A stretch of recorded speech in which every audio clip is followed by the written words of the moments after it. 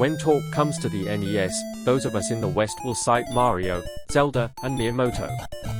In Japan, the conversation is different, and it is difficult to convey just how important the Dragon Quest series is to the success of the NES.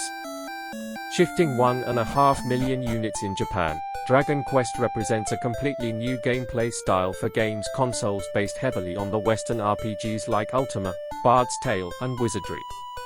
Dragon Quest is the first of what we now call the JRPG genre, which would take a more cerebral approach to gameplay unlike the action-adventure stylings of games like Zelda. The Japanese version shipped without a battery backup, so a password was needed to continue your quest, which meant the game itself was very simplistic.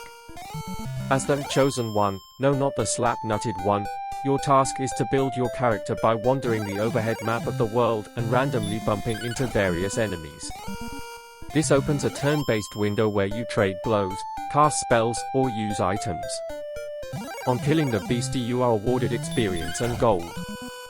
Accrue enough experience and you will level up, making you stronger. Gold is used in towns to buy better equipment and items. As the first in its genre, it gets as much right as wrong.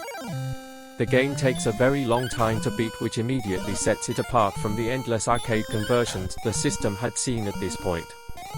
Conversely, the experience and gold gains were so small that you needed to kill armies of enemies to get anywhere, which we now call the grind. The grind in this game is awful, with death coming often whilst exploring. Graphics are tile-based in the overhead view, but the battle screen has a menagerie of wonderfully characterful beasts from legendary artist Akira Toriyama, who sadly passed away in March. Sound is also a standout, with Koichi Sugiyama providing excellent chiptunes.